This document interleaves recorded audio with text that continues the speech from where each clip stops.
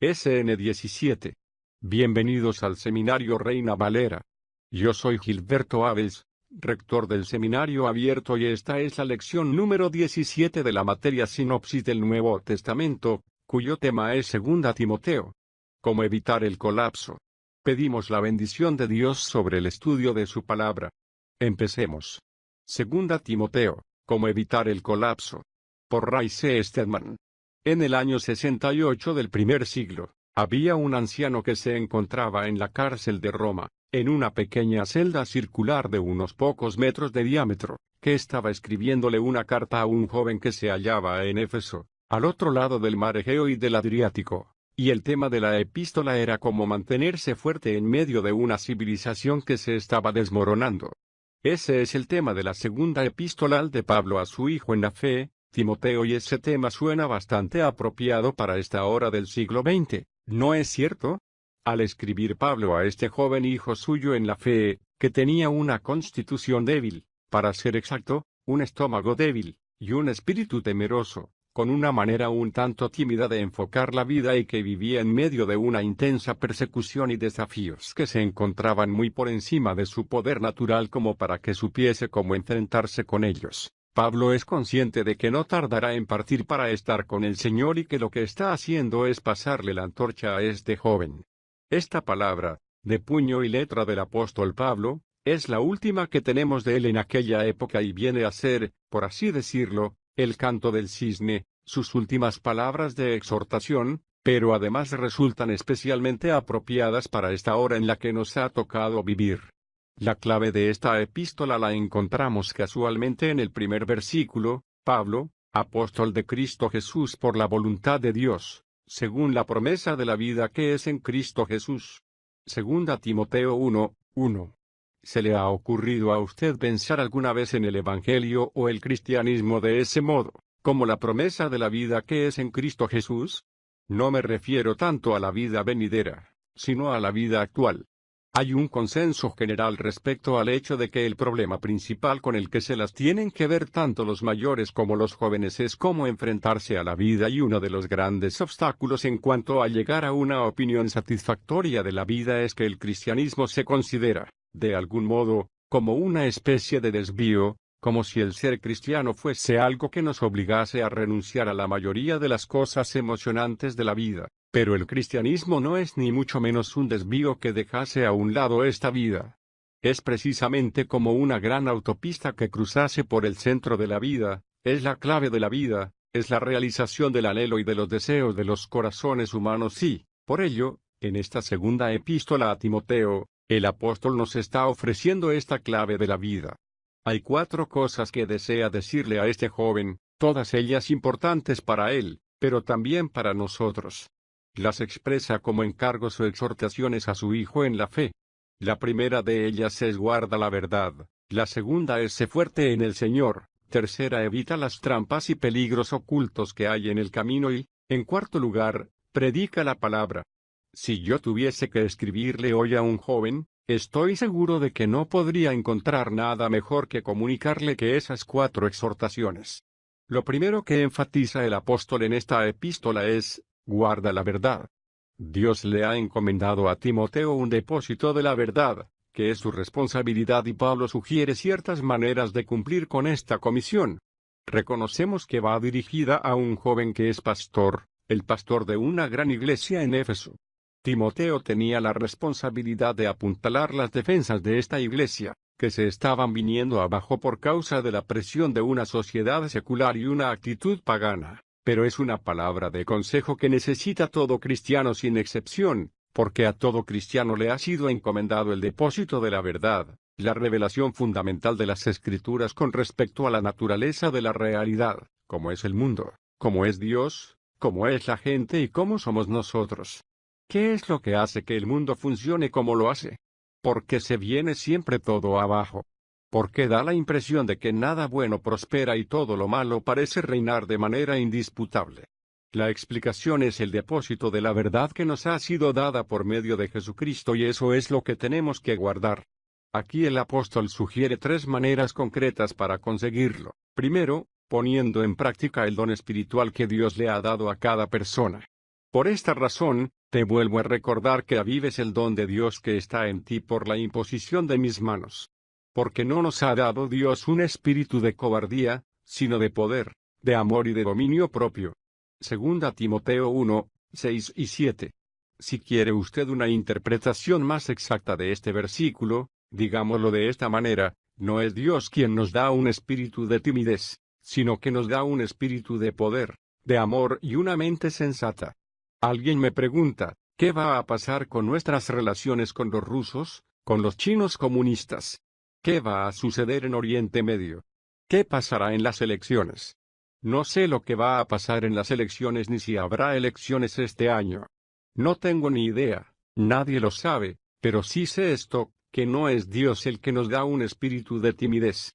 Si nos sentimos ansiosos, preocupados, no es algo que procede de Dios. El Espíritu de Dios es un espíritu de poder, de amor y una mente estable, un espíritu de poder a fin de poder hacer, un espíritu de amor a fin de reaccionar emocionalmente como debemos y una mente firme para que seamos conscientes y actuemos con inteligencia, sabiendo lo que nos disponemos a hacer. Y la manera de descubrirlo es poniendo en práctica el don espiritual que Dios le ha dado a usted. Si es usted cristiano, hay algo que usted puede hacer por Dios. Usted posee alguna habilidad que le ha sido concedida por el Espíritu Santo, que habita en su interior, y si no la está usted poniendo en práctica, está usted derrochando su vida. Poco importa lo que esté haciendo usted, lo cierto es que no está usted edificando sobre la práctica de ese don espiritual y todo cuanto haga será una pérdida de tiempo, algo sin sentido e inútil. Y ante el juicio del Espíritu Santo, el único juicio que cuenta, será considerado sencillamente como un puñado de madera, paja y rastrojo. ¿Qué es lo que Dios le ha encomendado para que la haga usted? ¿Lo sabe? ¿Lo ha averiguado ya? ¿Sabe usted qué buscar o sabe cómo buscarlo? Averígüelo porque al hacerlo descubrirá usted que Dios no da un espíritu de temor, sino de poder, de amor y una mente estable. Cuando empieza usted a poner en práctica lo que Dios le ha dado, descubre usted que Dios está con usted y que Él le está apoyando.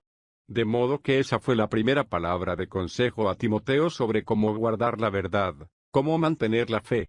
Hay un dicho popular y un libro escrito por Adam Clayton Powell, Conserva la fe, bebé. He leído el libro, pero no he aprendido mucho acerca de cómo conservar la fe. ¿Cómo se conserva la fe? La verdad es que se consigue poniendo en práctica el don espiritual.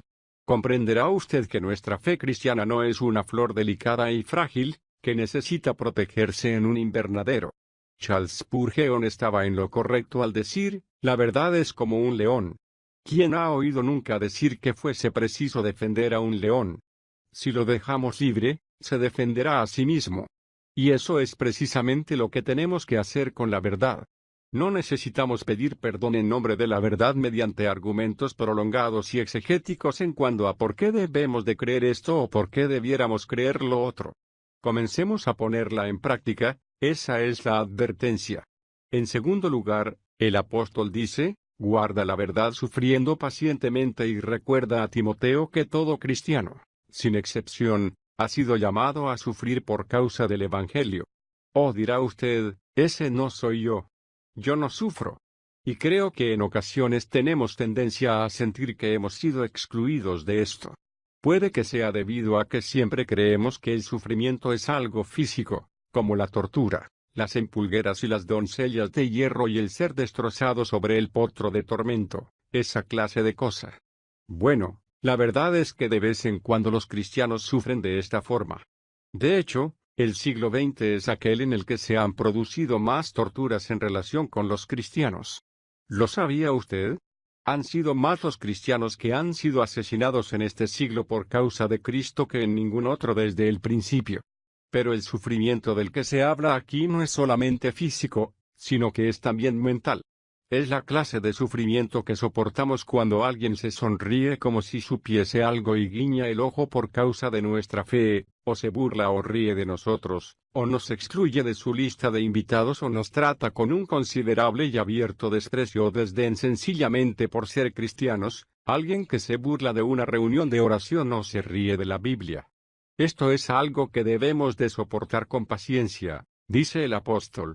y al reaccionar, no con ira o con repugnancia o venganza, sino tranquila y calmadamente, como lo hizo nuestro Señor, estamos siendo fieles y guardando la verdad.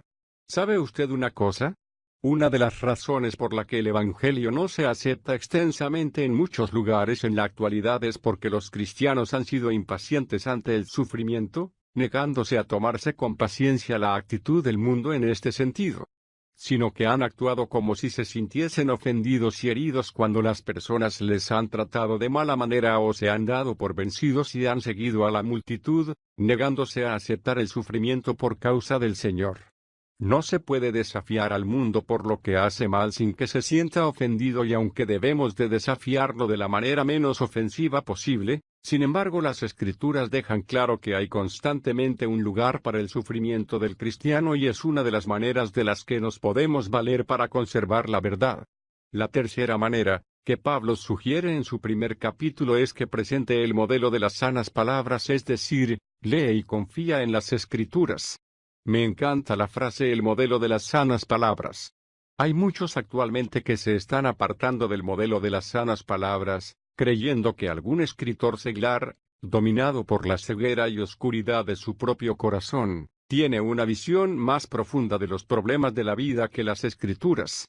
Repiten estos argumentos o viven de acuerdo a esta filosofía y pronto se encuentran sumidos en problemas que con frecuencia se manifiestan como neurosis, psicosis y reacciones nerviosas y no entienden por qué. ¿A qué se debe que nuestra época padezca de tan enorme cantidad de alteraciones emocionales? Es debido a que, en nuestra ceguera, nos hemos negado a seguir el modelo de las sanas palabras. Por lo tanto, Pablo les sugiere al joven Timoteo estas tres maneras para guardar la verdad: poner en práctica su don, sufrir pacientemente, seguir el modelo de las sanas palabras, y entonces Dios te ayudará siempre, porque yo sé a quién he creído, y estoy convencido de que Él es poderoso para guardar mi depósito para aquel día. Segunda Timoteo 1:12. Así es como debe de leerse este versículo. No es lo que le he encomendado, como dice la versión inglesa del Rey Jaime, sino que dice Él puede guardar lo que ha sido depositado en mí, es decir, la verdad, la totalidad de la fe. Y al realizar fielmente lo que sugiere el apóstol, descubro que Dios protege esa verdad en mi vida y me protege a mí en ella y, de ese modo, me mantiene firme en la fe. La segunda exhortación era: sé fuerte en el Señor. Es importante entender que esto no se le dice a nadie a menos que esa persona sea capaz de cumplirlo. ¿De qué sirve decirle sé fuerte a una persona que es físicamente enclenque? Y cuando Pablo le dice esto a Timoteo por escrito, se da cuenta de que este joven entiende cómo ser fuerte. Pablo no está diciendo aquí cómo hemos de ser fuertes, eso es algo que debemos de hallar en las Escrituras. Se trata sencillamente de descansar, aprendiendo cómo depositar nuestra confianza en la obra de Jesucristo. Así es como debemos de ser fuertes en el Señor, pero lo que necesitaba Timoteo era una exhortación para hacerlo, para ponerlo, de hecho, en práctica, y eso es precisamente lo que necesitamos nosotros. En cierta ocasión oí un breve pareado en una conferencia a la que asistí que me fue de gran ayuda. Uno de los oradores dijo lo siguiente: cuando lo intento, fracaso; cuando confío, él tiene éxito. Me gusta eso. Eso lo expresa con exactitud, ¿verdad? Cuando lo intento, fracaso, pero cuando confío, él tiene éxito, y así es como se vive la vida cristiana. Hay tres figuras de las que se vale el apóstol para describir el ser fuerte en el Señor. En primer lugar, sé fuerte como un soldado. El pensamiento en este caso es una dedicación absoluta a la labor, sin desviarse para nada. Entréguese de lleno a ello, de forma que pueda usted complacer a Dios, que le ha llamado a ser soldado. ¿Cómo puede usted seguir a Cristo si se dedica usted a otros propósitos en la vida? En ese caso se encontrará usted con diferentes propósitos conflictivos. No, dice Pablo, si quiere usted ser fuerte, dedíquese usted de lleno de la misma manera que un soldado se entrega de lleno a una sola cosa. En segundo lugar, sé fuerte como un atleta. Eso quiere decir ser disciplinado, sin buscarse caminos más fáciles, sin excusas y sin saltarse las reglas a la torera.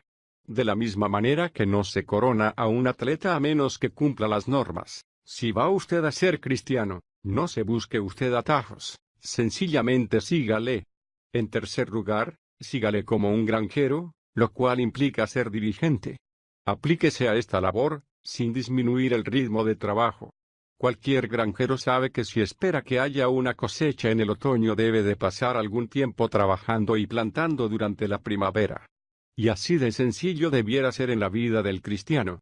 La vida cristiana no es una en la que relajamos tranquilamente mientras sigue su propio camino, sino que exige una diligencia y una disciplina, leyendo y dedicándonos de lleno a la labor de conocer las Escrituras y aplicando deliberadamente los grandes principios de la verdad que aprendemos.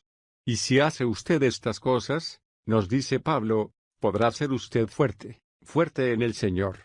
Finaliza este encargo con un recordatorio acerca de la fortaleza del Señor.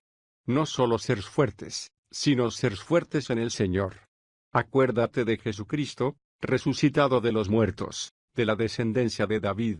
2 Timoteo 2, 8. Dos cosas acerca de él que recordar: es el Cristo resucitado, capaz de estar con usted en cualquier momento y en cualquier ocasión, no está limitado ni por espacio, ni por tiempo ni por geografía y está a su disposición ahora mismo, además del hecho de que es un Cristo humano. Él ha estado donde lo ha estado usted y ha pasado por lo que está pasando usted. Sabe las tensiones por las que pasa usted y ha sentido sus mismos temores. Acuérdate de Jesucristo, resucitado de los muertos, de la descendencia de David, un Cristo resucitado y humano. La próxima recomendación comienza a partir del capítulo 2, versículo 14 y termina en el capítulo 3. Aquí Pablo nos está diciendo que evitemos las trampas y los engaños que pueda haber en el camino, destacando tres de ellos. El primero es las discusiones por las palabras. ¿Se ha dado usted cuenta alguna vez de la manera en que los cristianos se enfadan en ocasiones por palabras insignificantes de las Escrituras, sobre cómo se efectúa el bautismo o al hablar del milenio? ¿Son cristianos que se dividen en facciones, que escogen sus armas y pelean? No hagamos eso, nos dice el apóstol, evitemos esta clase de situaciones. Estas son controversias sin sentido e inútiles, que se extenderán como la gangrena. No que estos asuntos no sean importantes, porque lo son en un sentido, pero hay aspectos de las Escrituras en los que los eruditos honestos, investigadores y serios encontrarán diferencias. Por lo tanto, lo mejor es evitar las controversias en esos aspectos, sin tomar decisiones finales y causar divisiones por esta clase de cosas. En segundo lugar, nos dice que evitemos las pasiones arriesgadas.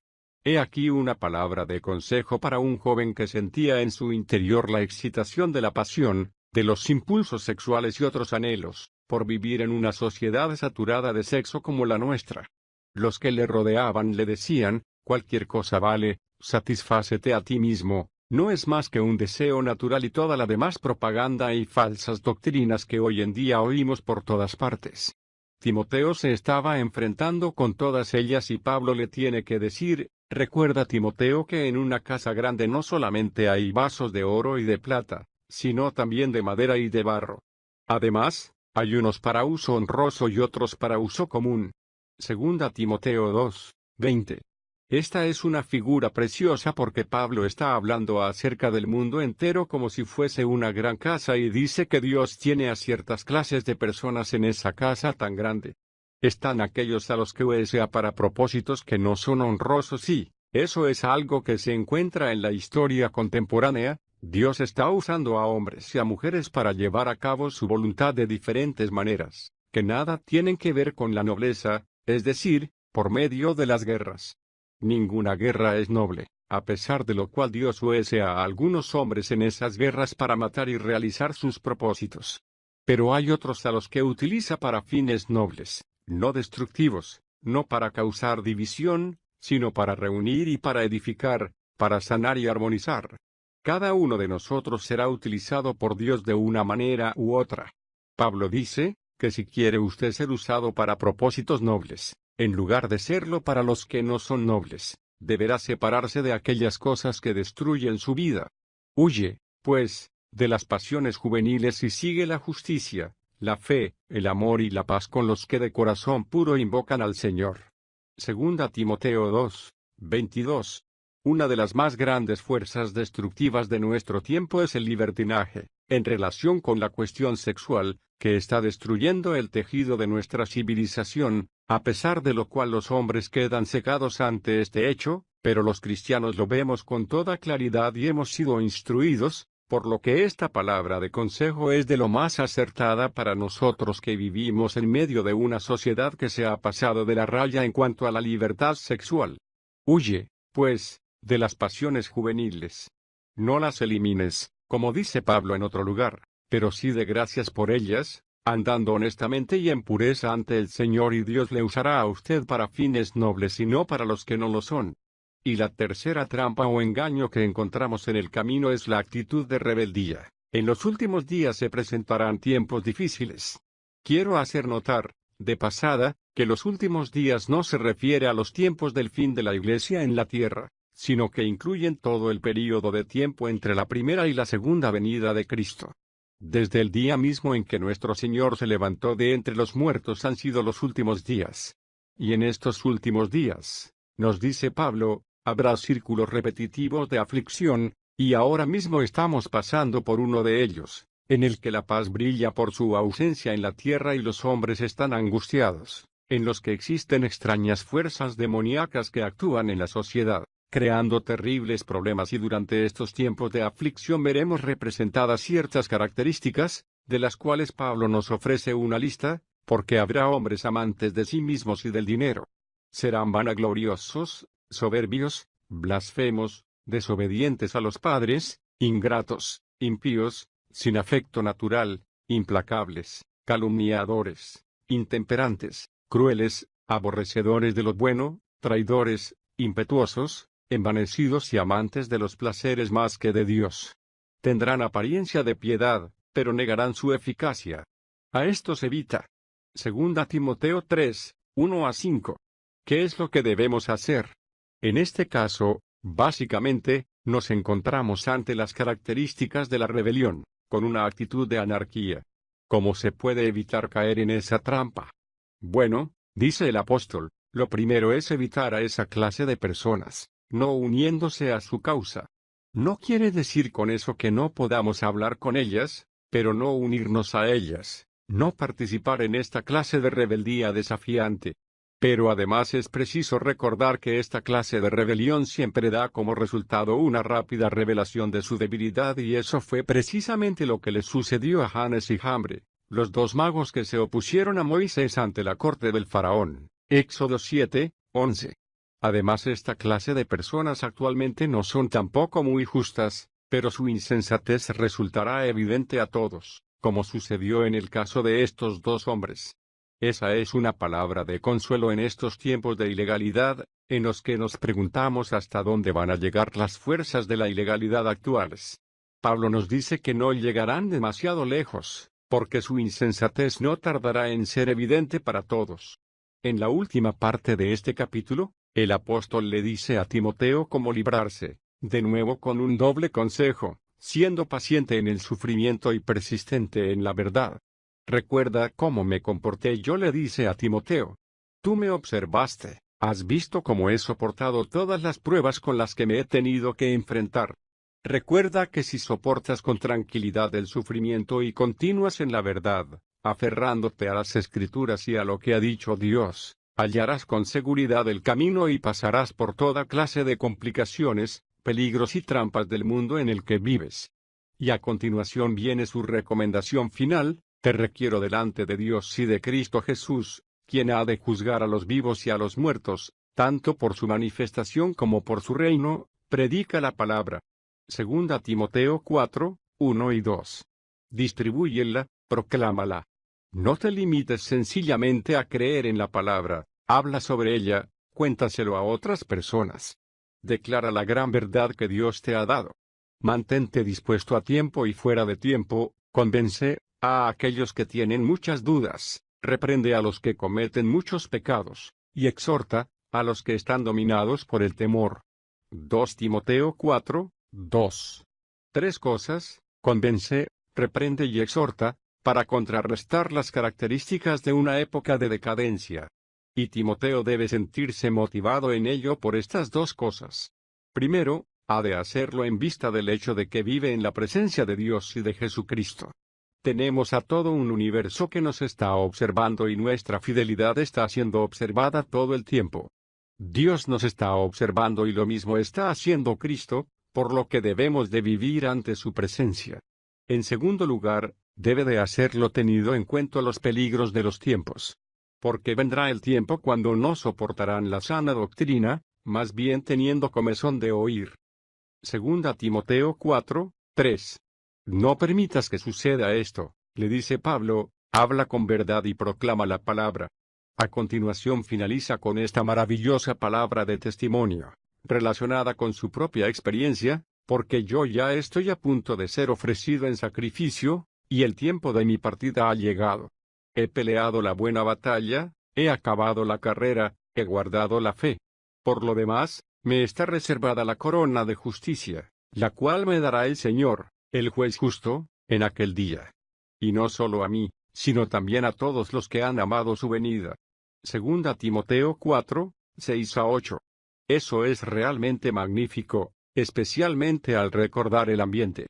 El apóstol se encuentra encerrado en una diminuta celda, confinado y pasando frío, casi en total oscuridad, escribiendo a la luz de una antorcha que chisporrotea, sabiendo que su destino ya está decidido.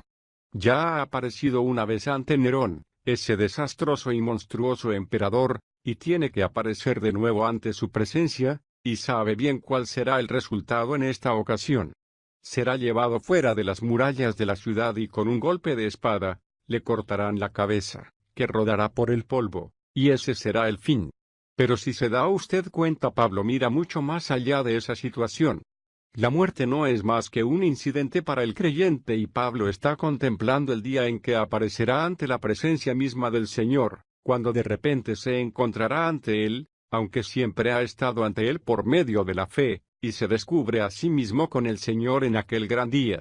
Pero mezclado con ese sentimiento hay otro elemento muy humano. Fíjese en lo que Él le dice a Timoteo: solo Lucas está conmigo. Toma a Marcos y tráele contigo, porque me es útil para el ministerio. A Tíquico envié a Éfeso. Trae, cuando vengas, el manto que dejé en Troas en casa de Carpo, y los rollos, especialmente los pergaminos. Segunda Timoteo 4, 11-13. Se siente mentalmente aburrido, solo en espíritu y su cuerpo aterido por el frío. Aunque somos conscientes de que es capaz de ver más allá y contemplar la grandeza de la gloria venidera de Dios, al mismo tiempo vemos su profunda humanidad. No hay nada de malo en ello. Cuando nosotros tenemos frío, o nos sentimos solos o aburridos, podemos admitirlo sin problema, porque eso no es un pecado, pero debemos al mismo tiempo ver más allá de esas circunstancias y añadir la dimensión de la fe, que ve la realidad de un mundo invisible y que cambia toda la dimensión de las circunstancias en las que vivimos. He pensado con frecuencia acerca de Pablo ante la presencia de Nerón. Él dice: pero el Señor sí estuvo conmigo, la primera vez que apareció ante Nerón, y me dio fuerzas para que por medio de mí fuese cumplida la predicación. ¡Qué tremendo desafío! ¿No es cierto? Pablo tuvo que aparecer ante aquel desgraciado Nerón y proclamar la palabra completa. Y que todos los gentiles se escucharan. Y fui librado de la boca del león.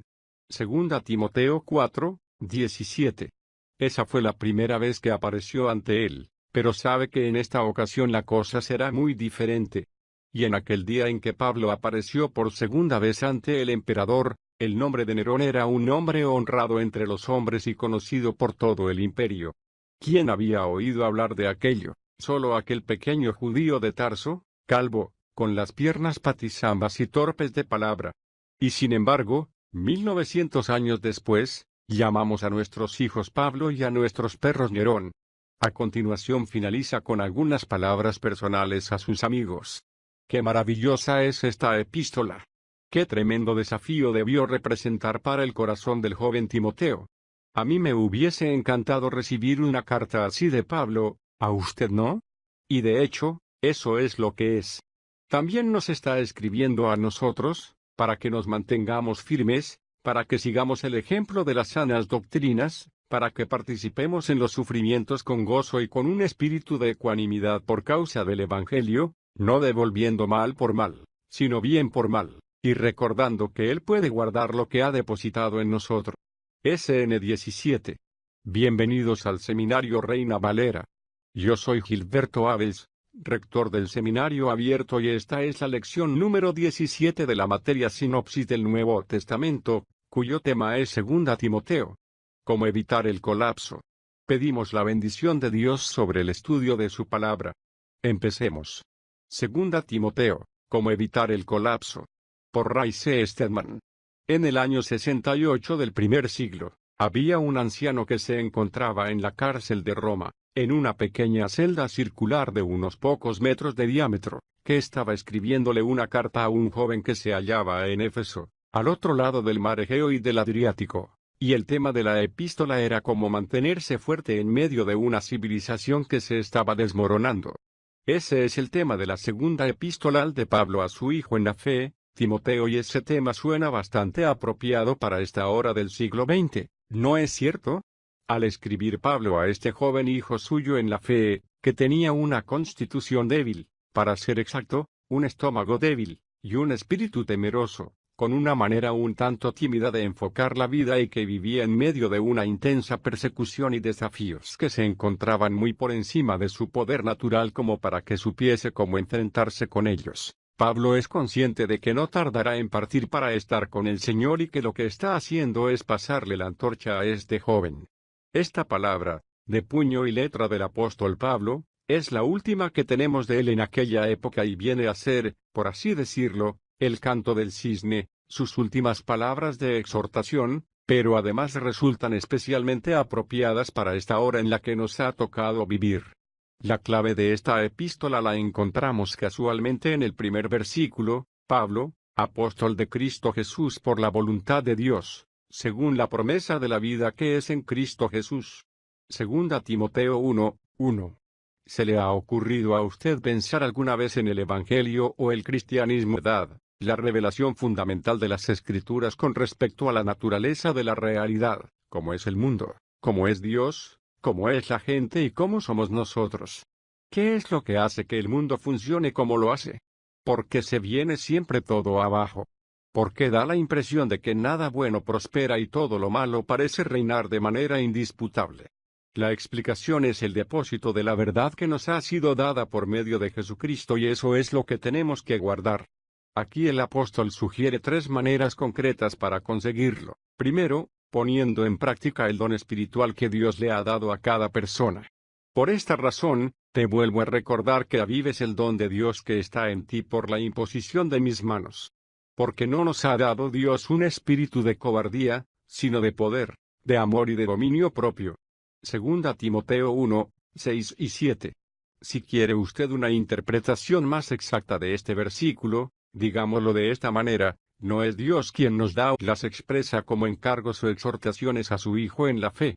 La primera de ellas es guarda la verdad, la segunda es sé fuerte en el Señor, tercera evita las trampas y peligros ocultos que hay en el camino y, en cuarto lugar, predica la palabra. Si yo tuviese que escribirle hoy a un joven, estoy seguro de que no podría encontrar nada mejor que comunicarle que esas 4 exhortaciones. Lo primero que enfatiza el apóstol en esta epístola es, guarda la verdad. Dios le ha encomendado a Timoteo un depósito de la verdad, que es su responsabilidad, y Pablo sugiere ciertas maneras de cumplir con esta comisión.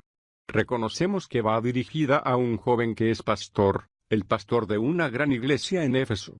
Timoteo tenía la responsabilidad de apuntalar las defensas de esta iglesia, que se estaban viniendo abajo por causa de la presión de una sociedad secular y una actitud pagana. Pero es una palabra de consejo que necesita todo cristiano sin excepción, porque a todo cristiano le ha sido encomendado el depósito de la verdad de ese modo, como la promesa de la vida que es en Cristo Jesús. No me refiero tanto a la vida venidera, sino a la vida actual. Hay un consenso general respecto al hecho de que el problema principal con el que se las tienen que ver tanto los mayores como los jóvenes es cómo enfrentarse a la vida, y uno de los grandes obstáculos en cuanto a llegar a una opinión satisfactoria de la vida es que el cristianismo se considera, de algún modo, como una especie de desvío, como si el ser cristiano fuese algo que nos obligase a renunciar a la mayoría de las cosas emocionantes de la vida. Pero el cristianismo no es ni mucho menos un desvío que dejase a un lado esta vida. Es precisamente como una gran autopista que cruzase por el centro de la vida, es la clave de la vida, es la realización del anhelo y de los deseos de los corazones humanos y, por ello, en esta segunda epístola a Timoteo, el apóstol nos está ofreciendo esta clave de la vida. Hay 4 cosas que desea decirle a este joven, todas ellas importantes para él, pero también para nosotros.